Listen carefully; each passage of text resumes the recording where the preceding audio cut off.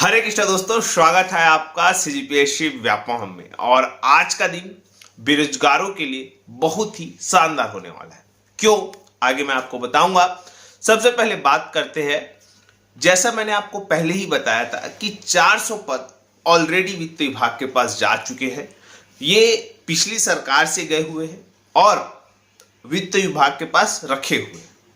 इसी कड़ी में इसी चीज को पता लगाने के लिए कुछ अभ्यर्थियों के द्वारा, जैसा कि आपके स्क्रीन पे शो हो रहा होगा, मंत्रालय में गए और ये मामला था 7 फरवरी को।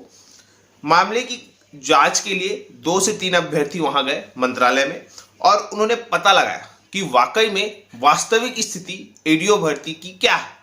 तब विभाग से उनको वहां पे जानकारी दी गई कि एडीओ के 400 पद वित्त विभाग के पास गए हुए हैं। और उसके बाद अब ये अभ्यर्थी अपना संगठन बना के 13 फरवरी को वित्त मंत्री से मिलने जा रहे हैं कि इस भर्ती को अनुमति दिया जाए।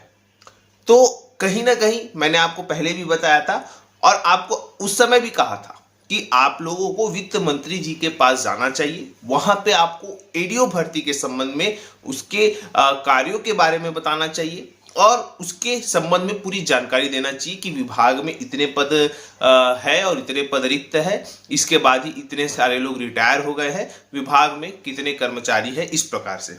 तो उसके बाद आप लोगों की कार्यवाही आगे बढ़ेगी।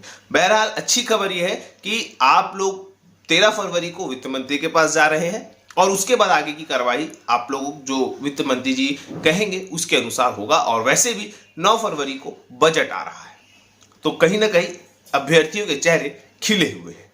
दूसरी बात करूं जो है पंचायत सचिव की भर्ती के संबंध में। जी हां, जैसा आप सभी जानते हैं, अभी विधानसभा का बजट सत्र चल रहा है और बजट सत्र में प्रश्न उत्तर लगे हुए हैं। इसी प्रश्न उत्तर के संबंध में जो कि आपके स्क्रीन पे शो हो रहा होगा, देखिए यहां पे बघेल लखेश्वर ने सवाल किया उप मुख्यमंत्री विजय शर्मा जी से। उन्होंने पूछा, प्रदेश की ग्राम पंचायतों में पंचायत सचिव के स्वीकृत कार्यरत एवं रिक्त पदों के संबंध में उन्होंने पूछा, क्या उप मुख्यमंत्री महोदय यह बताने की कृपा करेंगे कि छत्तीसगढ़ राज्य के अंतर्गत जिलों की ग्राम पंचायत में पंचायत सचिव के स्वीकृत कार्यरत एवं रिक्त पदों की रिक्ति क्या है, स्थिति क्या है और क्या रिक्त पदों को भरने हेतु सरकार कोई कार्यवाही करने जा रही है अथवा कोई कार्य योजना प्रस्तावित है तो बताएं।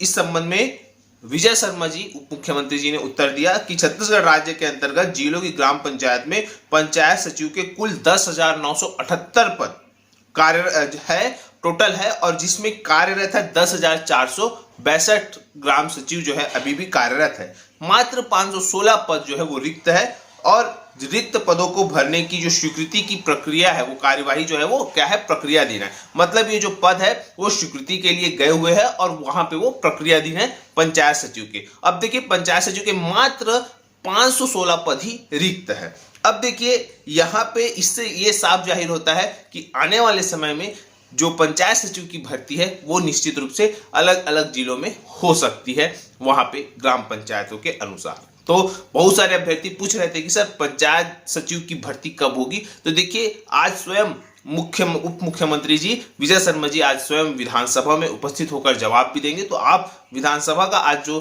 सत्र रहेगा प्रश्नकाल, वो आप देखिएगा, वहां पे इसका उत्तर आपको देखने को मिल ही जाएगा। इसके अलावा अलग जो बेरोजगारी भत्ते के संबंध में बहुत सारे अभ्यर्थी पूछ रहे थे कि सर क्या बेरोजगारी भत्ता बंद होगा, क्या सर बेरोजगारी भत्ता जो है वो नहीं मिल रहा है, कब मिलेगा, इस प्रकार की तरह तरह के सवाल पूछ रहे थे। उसका भी पटाक्षेप आज जो है गृह मंत्री जी या बोल सकते उप मुख्यमंत्री जी ने किया है। जैसा कि आपके स्क्रीन पे शो हो रहा होगा, यहाँ पे सवाल पूछा गया है कि छत्तीसगढ़ राज्य के शिक्षित बेरोजगारों को प्रदत्त बेरोजगारी भत्ता, ये जो सवाल लगाया गया है वहां पे पूछा गया है बघेल लखेश्वर के द्वारा कि उप मुख्यमंत्री यह बताने की कृपा करेंगे कि छत्तीसगढ़ राज्य में कुल कितने शिक्षित बेरोजगार को कितना व कब तक बेरोजगारी भत्ता प्रदान किया गया, कृपया जिलेवार बताएं। क्या सरकार द्वारा उक्त कार्यक्रम योजना में किसी भी प्रकार से कोई परिवर्तन प्रस्तावित है, यदि हाँ तो बताएं।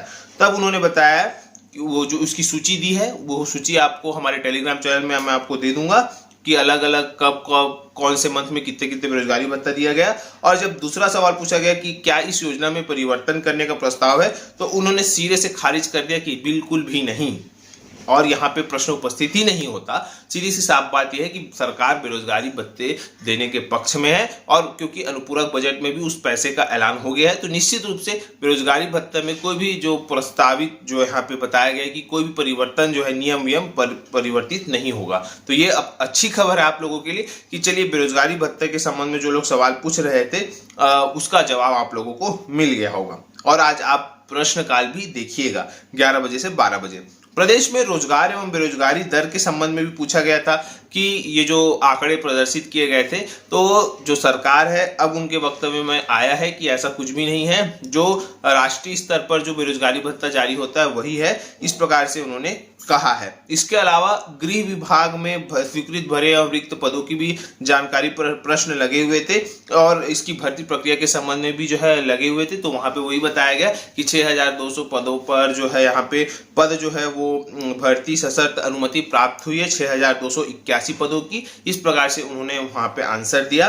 तो आप लोग देख सकते हैं कि किस प्रकार से चारों तरफ यहाँ पे विधानसभा में आपके बेरोजगारों से संबंधित जो प्रश्न लगे हुए थे हमने आपके समक्ष रखा, ताकि आप लोगों का कंफ्यूजन दूर हो, चाहे वो एडीओ भर्ती हो, पंचायत सचिव की भर्ती हो, या आपके जो पुलिस विभाग की भर्ती हो, या इसके अलावा बेरोजगारी भत्ते के संबंध में हो। अब देखिए बहुत सारे अभ्यर्थी पूछ रहे थे कि सर कल जो है शीघ्र लेखन मुद्रा लेखन की वेबसाइट में फॉर्म नहीं भर रहे, तो देखिए आपकी स्क्रीन पर शो हो रहा होगा, वहां पे फॉर्म भरना स्टार्ट हो चुका है। अब सभी लोग फॉर्म भरिएगा जो लोग इसके लिए बोल सकते हैं डाटा एंट्री ऑपरेटर बनना चाहते हैं या योग्य होना चाहते हैं।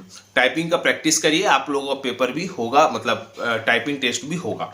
तो चलिए अगली खबर की बात करते हैं, जो कि है कल मोदी जी की एक और गारंटी पूरी हो चुकी है। जैसा कि बहुत सारे अभ्यर्थी पूछ रहे थे कि सर सीजीपीएससी का मामला क्या हुआ, कैसा हुआ, तो इसी पर देखिए कल छत्तीसगढ़ लोक सेवा आयोग के पूर्व अध्यक्ष और अन्य अधिकारियों पर जो है एफआईआर दर्ज हुआ है। यहाँ पे बताया गया है कि जो छत्तीसगढ़ लोक सेवा आयोग की परीक्षाओं में अनियमितता और भ्रष्टाचार की जांच सीबीआई से कराई जाएगी। इस प्रकरण की जांच केंद्रीय जांच एजेंसी सीबीआई को कराए जाने के लिए राज्य सरकार के निर्णय के परिपालन में आर्थिक अपराध अन्वेषण द्वारा लोक सेवा आयोग के पूर्व अध्यक्ष और अन्य अधिकारियों के विरुद्ध अपराध पंजीबद्ध किया गया है। तो कहीं ना कहीं आप देख सकते हैं कि यहाँ पे अपराध पंजीबद्ध हो चुका है, और अब जो है ये केस सीबीआई को सौंपा जाएगा और उसके बाद फिर आगे की कार्यवाही होगी। तो चलिए यहाँ पे एक एक करके मोदी की जो गारंटी है वो कहीं ना कहीं कंप्लीट होते जा रही है। एक तरफ आप लोग देख रहे हैं कि शिक्षक भर्ती के संबंध में अब देखिए कहीं कहीं कुछ चीजें, जैसे कि अपेक्स बैंक वालों की अभी तक नियुक्ति नहीं हुई है,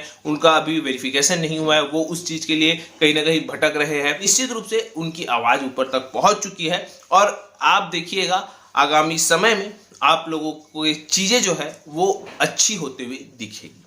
फिलहाल यही सब आप सभी को जानकारी देना था। आशा करता हूं कि आपको चीजें समझ आई होगी। वीडियो अच्छा लगा तो इसे ज्यादा से ज्यादा लोगों तक शेयर करें, लाइक करें, सब्सक्राइब जरूर करें, और भी अगर आप लोगों को कुछ सवाल है तो नीचे कमेंट करके बता सकते हैं। वीडियो यहीं तक।